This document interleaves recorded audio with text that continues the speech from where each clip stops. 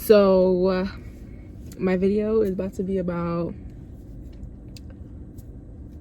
getting pregnant at 17.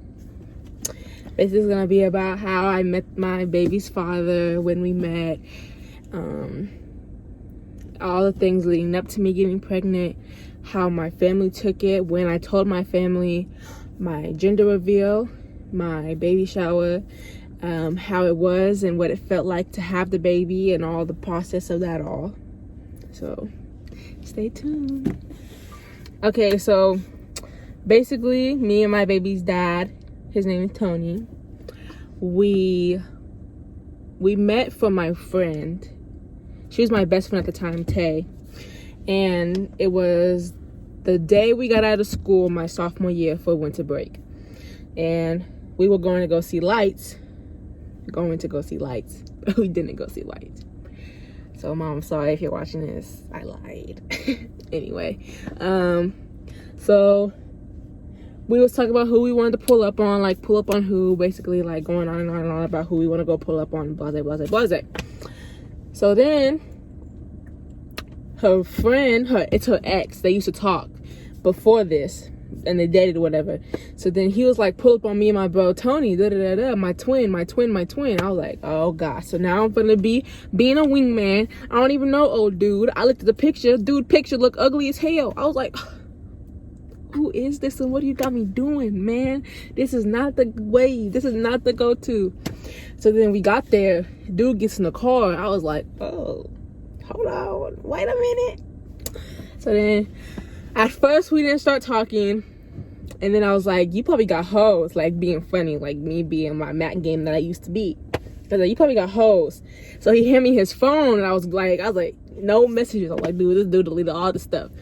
This time I had a bad phone, a Galaxy. I don't even know what kind of phone it was, but it would always die. Like I could charge it all night, and as soon as I wake up in the morning and get to first period, it's dead. Like, no. So he was like, let me see your phone. I was like, it's dead. So he already thought I was hoeing out here in the street. So he was like, so yeah, it's dead.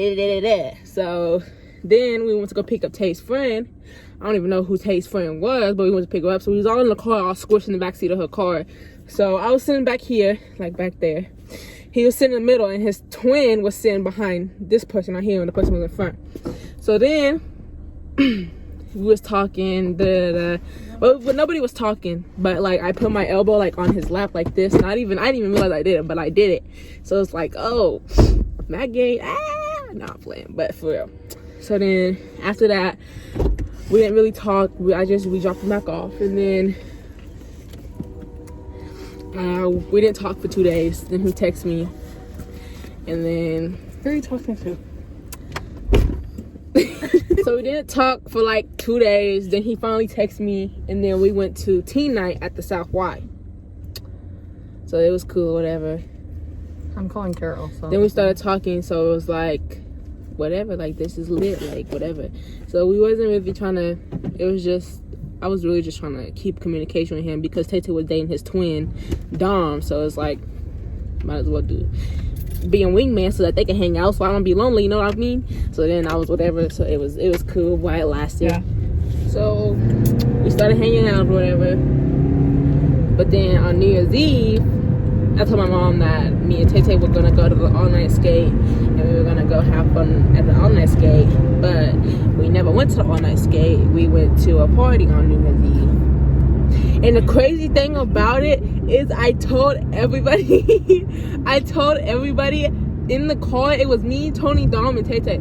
I told everybody in the car, I was like, dude, we're gonna go in this place. We're gonna be in here for 5 minutes. It's gonna get shot up. I promise you. We was in there for maybe 10 minutes, and this all you hear, he got a gun. So I'm like, oh, see, told y'all, I've been told y'all. So I was like, basically I was telling them, like, I told you guys, like, this is ridiculous. I told y'all from the jump that this was gonna happen, and you guys still wanted to come to this party. But it's cool, it's whatever. All right, go ahead. So then after that, we took them home, and then we went to Tay-Tay's sister's house, and we were just chilling over there. So skipped all the way to a year. We was together for a year, and then in January I got pregnant. but I found out in February on Tay Tay's birthday. So then I didn't tell nobody. Actually, after I found out, the day after I found out, I had to go to work. So I told my friend, she wasn't my friend, she was just the manager of the house.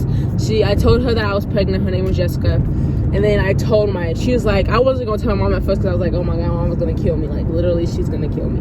So then I wasn't gonna tell my mom. And then Jessica was like, just tell your mom, just tell your mom, just tell your mom, just tell your mom, just tell your mom. And I was okay, whatever. So I texted my mom while she was at work. I didn't even call her or nothing. I texted her. And I told her, I was like, Mom, I'm pregnant, like, I know you're gonna kill me, like, this is all bad, I know, blah, blah, blah, blah. So then she was like, oh my gosh, Hannah, like, why would you tell me I'm at work? I was like, oh my god. So then it was just stressful telling people. And then I didn't tell nobody then I told my boss, Brandy, who's my cousin. I told her. And then, I didn't tell her first. My mom told her first. And then I told her. Because she already knew, so I might as well tell her face myself so that my mom wasn't the only one telling her. So I told her. And she was basically going on how I can still be great when I have a baby. Like, this is not going to stop me from becoming great, becoming the person I want to be. So I was like, you're right. That's facts, true. So then I had my first appointment for my 3-month appointment, which was in March. Then April 1st, I told everybody. I told, like, not all my family, but my immediate family that I was pregnant. So my Aunt Debbie, my Aunt Carol, my Aunt Lisha. Who else I told? Grandma. My grandma Teresa. So it was like April 1st, and you know April 1st is April Fool's Day. So nobody believed me. So everybody thought I was lying, but I wasn't lying. I was being truthful. I don't know why I chose the first to do it. Because we were driving to Wendy's, and I was like, man, I'm just going to get this off my chest and get it over with. So, and then my friend Cece was like, just get it over with, just get it over with. So I was like, okay, whatever, I'm just going to get it over with. So then I made this long speech, and then I made a group, and I sent it to everybody on April Fool's Day. So nobody believed me. Everybody thought I was just playing, but I wasn't. So then, but everybody kept giving me encouraging words, how I could still be great with a baby and da da da da. So okay, good. So then, prom night, the day after prom, we went to my great grandpa's house to tell him. I got him a shirt made that said, "The greatest, great, what, 2 greats or 1 great? Great grandpa," but he didn't understand it. So I had to explain it because he didn't read the shirt. He just put it out. He said, "Oh, this is nice," and then he put it to the side. I was like, "Grandpa, read the shirt." And he still didn't read it, but I had to explain to him what the shirt meant. So then I finally got. Then come Easter, my grandma Teresa tells everybody at Easter. At Easter, let me tell you, none of my, like, this is not my immediate family. Like, this is like family across the board that I barely know. She's telling them that I'm pregnant. What? I said, Grandma. She said, yeah, I'm gonna be a grandma. I'm gonna be a great grandma. I'm gonna be a great grandma. What? Grandma, we are at a family event and you're telling everybody that I'm pregnant. I'm not a grown woman. I'm not 18, 19, 20, 25. I am 17. And you're telling all these folks that I'm pregnant. Really? For real? So now I was like, whatever, everybody's gonna find out anyway. So then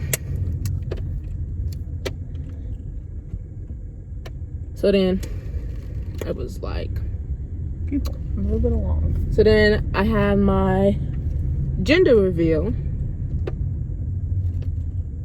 on June 1st. Did I have it on June 1st? Mom.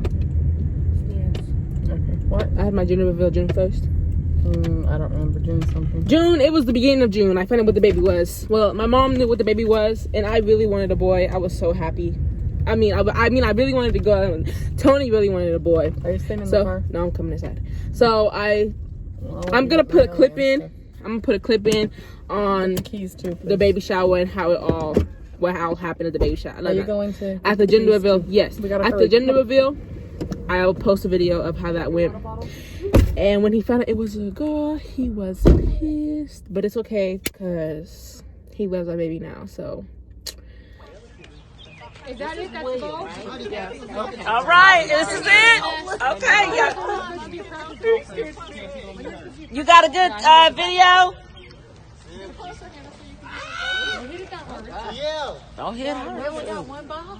I think there's two.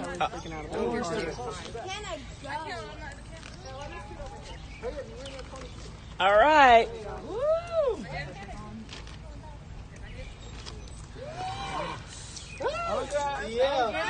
All right, here we go. Here we go. Just toss it low and slow. Toss it low and slow. Yeah.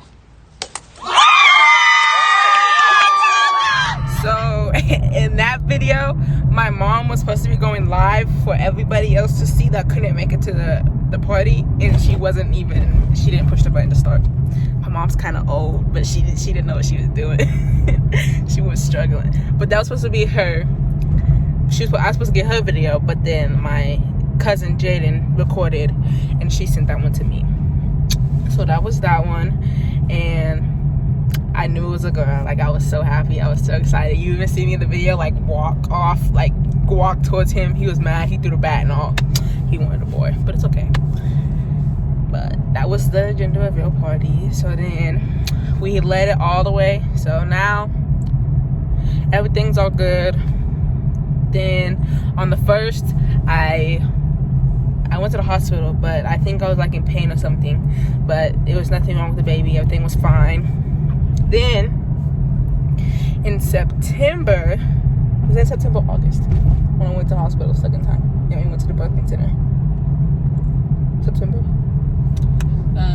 Yeah, August was on JC's birthday party when you went to the hospital the first time, so it was September, end of September. So towards the middle of September. Towards the middle or the end of September. It was a week before my baby shower, actually. So it was the middle of September. I had went to the hospital because I felt like I was having contractions, but it wasn't contractions. It was Braxton Hicks. So, which Braxton Hicks are like false contractions. Like, it's pain, but it's not contractions. And let me tell you, I didn't know what contractions would feel like, and contractions are ridiculous. They're horrible. Like, I would never wish a baby on nobody ever in life. Like, that is honestly the way that I'm going right now toward everybody. Sorry, I'm making everybody dizzy with this phone bouncing. My mom don't know how to drive. But so then I had my baby shower, and I had really fun at my baby shower. I'll post a picture of me and Tony on the next clip so that you guys can see what we look like on the baby shower. And then I have a picture. I don't think I have a picture of myself. I have a picture with like people, but I'll post a picture. And we got a whole bunch of like clothes and stuff, and a bouncer. No, we didn't get a bouncer. We got a swing, a stroller, a boppy pillow, some clothes, bows, socks, hair supplies, and all the necessities. A few diapers, wipes, all of that. Then 2 weeks 2 weeks after my baby shower. So the next week was my birthday, and then the week after that I was getting induced to go into labor. So I never wanted to have a baby on my birthday because I feel like that's not fair, because if my baby's birthday's on my birthday, then I feel like it's not fair for me to go out because I share a birthday with my daughter and she should be the one celebrating. You know what I mean? That's why I didn't want to have a baby on my birthday. Pause that. So then the week after that, I had a doctor's appointment on Wednesday, and basically the baby, she was small, so and she was all in my left side, like right here, but she wasn't at the size that she was supposed to be at 38 weeks. So I had to get induced that night.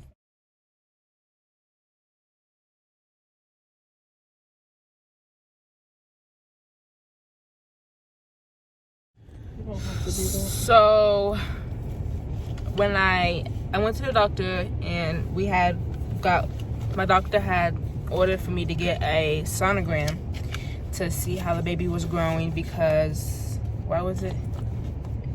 She was small for gestational age. She was small for gestational age. So basically what was happening was my placenta wasn't doing its job.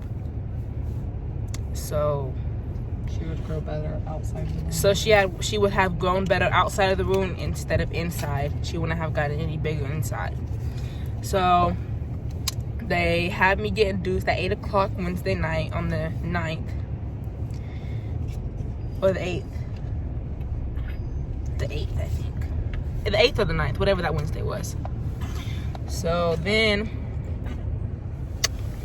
basically when you get induced, they take this like catheter thing and they put it up there and they blow the balloon up, and basically it's supposed to help you dilate, because I was not dilated whatsoever. I was maybe dilated to a 1 and that was it. I wasn't dilated after that whatsoever at all. So I wanted to have my birth natural. I wanted to push my baby out. I wanted to get all the feel of all that. But after like maybe 5 or 6 hours, I couldn't do it no more. The pain kept getting worse and worse and worse and worse and worse with that balloon up there. It was not good. Like, I couldn't get comfortable at all. I couldn't go to sleep. Every time I would move, it would hurt every time. Like, it was bad. So then I was like, you know what, forget it. Just give me the epidural. So I have eczema, and I have eczema on my back, and they took the alcohol wipe and they started wiping my back, and it burned so bad. Like, it was ridiculous how bad it burned. And then he tried something else, and that burned too. Then he caught an attitude because I had eczema on my back. I was like, dude, I can't help it. Like, what do you stop? Like, what is wrong with you? Come on, just do what you're supposed to do and get it over with. And then basically he was getting mad, saying that we had to sterilize it. Well, I think you sterilized it enough using some alcohol, whatever you're using, the last thing you used. So just go ahead and finish this up. So I was getting mad. But then I got the epidural. It lasted for like maybe 6-7 hours. Then it wore off. Like, it stopped working. And the contractions were getting worse. I still wasn't dilated. The highest I got dilated was a 5. And it was just not. So then at like, what would you say, 8 o'clock or 9 o'clock? When I said just give me a C-section. 8 o'clock. So like around 8 o'clock at night, so the next day I just said, you know what, just honestly just give me a C-section, because I can't deal with this pain no more. I want to get it over with. And they kept offering us a C-section the whole time, and I didn't want to do a C-section because I was scared that something would happen to the baby, and if something would have happened to her, then I would have felt like it was my fault because I decided to get a C-section. I don't know why I was thinking like that, but I was. Rewind back. When I would have my contractions brought me so much pain that I had passed out twice. The second time I passed out, I wasn't like, my baby's heartbeat was it getting high or low? It was dropping. When I passed out, I had that anxiety attack. The baby's heart rate was fine. No, they said it was dropping. Oh, for a minute there, it came right back up. It was dropping, and so somebody came in and did the sternum rub, and it hurt really bad, but it like brought me back. But I felt like I couldn't talk, like I couldn't get my words out of my mouth. It was just like stuck. I was stuck. So I don't recommend for anybody.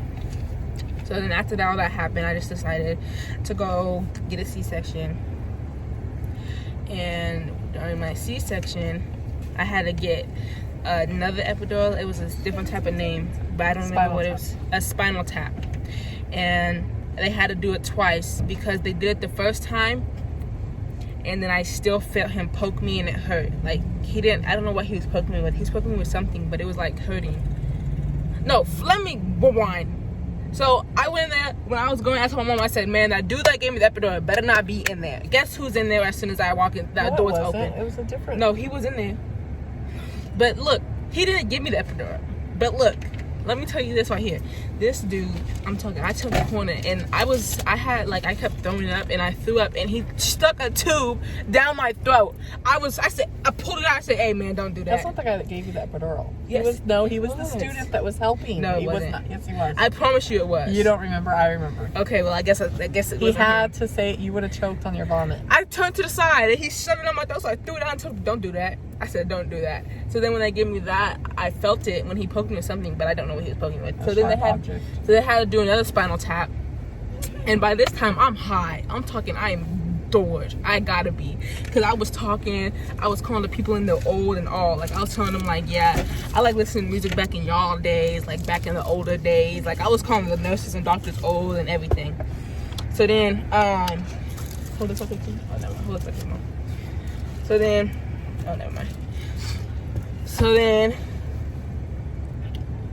after that, they had went to cut me, and when they cut me, I felt it, but it wasn't nothing serious. Like, I was like, oh, maybe I'm supposed to feel it. I even said that out loud. Like, I was like, oh, I feel something, but I guess I'm supposed to feel this. So I'm thinking I'm supposed to feel it or whatever. So then they went in to cut, and I felt it. Oh my gosh, it was the most worst pain in my entire life. Like, all the pain I've been through, that was the worst pain on my life. I was screaming, I was crying. They had to put me to sleep, and they had to make when they put somebody to sleep, they make them go. They make the person that's in the room with them go, like, out, like, leave the room. And my mom left, and I looked over and I couldn't see her no more. I started screaming and crying for my mom. I was in so much pain. I was scared because I had to go to sleep. That's the last thing I wanted to do, was be put to sleep. So then after that, they said I would sleep for like an hour, and then I woke up. But then I tried to breastfeed, but it was not working. I didn't like it, so I had to stop. But I feel like I was trapped in a hospital. I was so ready to get up and go at that hospital, like, honestly. And the thing that made me so mad is when my dad would call, he would always make a funny joke. Like, I had him on speakerphone. My mom was across the room, and she wasn't whispering, but she wasn't being loud enough for him to hear. And he said, oh my God, your mom sounds like Tweety Bird. And I'm in pain. When I laugh, it hurts down there so bad. So I'm laughing. I'm like, Dad, stop. Like, for real, stop. It hurt so bad. But I was ready. After I left the hospital, I was ready to get up and run a marathon. I feel like I was in prison, trapped up in the jail. I mean, like, I couldn't go nowhere. I was stuck in that room. I was tired. I don't eat nothing but chicken nuggets, and that's all I ate. I was tired of the hospital chicken nuggets. Like, it was not fun. No. Then I finally got to leave. Oh, my baby came out 5 pounds 11 ounces, and she was 19 inches long. So then after we got at the hospital, we were home for maybe like a week and a half. Then she went to she had a high fever one morning. She just had a fever. Well, she had a fever, but if your baby's under 28 days, you have considering how high the fever is, you have to take them to the hospital. So her fever was, what would you say, 100? What was it? 102. No, it was like 101.9. No. It was 101.9 to 101.2. That was her first one, and then her So then we took her to the hospital, and they did all these like procedures because she's under 28 days. So it was kind of like a serious matter. So then they put an IV in her. They got her spinal fluid. Like, it was, I cried because my baby, like, it wasn't easy to see a baby like this. I have a video of her, how her arm, I took a video while she was sleeping in my arms, and I'll post that in here. But it was sad. Like, I couldn't deal with it, and I was up there. We were there for about 2, 3, 4 days, but it was hard. I'm about to leave. Just in the car. Are you gonna get your food out or what? Yeah. Are you taking the baby with you? Yeah. Okay, we'll get your box out. So, hold on a second. I got your drink, Jay. I hope we can put some more gas in this car. Okay. You guys just sit there. Hey, baby, I miss you. Okay, so that was sad, but everything became fine. And now my baby is healthier than a bat. She's so healthy. Like, she's doing good. She's growing. Last time I went to the hospital, the doctor, she was 7 pounds and 12 ounces, I think. So she's growing, but she's so strong and so beautiful. I'm gonna post a couple pictures of her on the next clip. But out of all of this, I wouldn't regret it, and I'm still gonna become my career I want to go into. I'm still doing good in school. Like, it's been hard, but I wouldn't give my baby up for the world. This is my plum, my sugar plum, my everything right now. Like, And yes, me and the baby daddy are still together. For anybody who was wondering, we're still together. He's back and forth between my house and his grandma's house, but he sees her a lot. So does the family over there. So everything is, we're doing good. She's strong and beautiful and everything else. So stay tuned for the next video. Just subscribe, hit the like button, comment down for video reviews. Next video, like things that you want me to do. Right.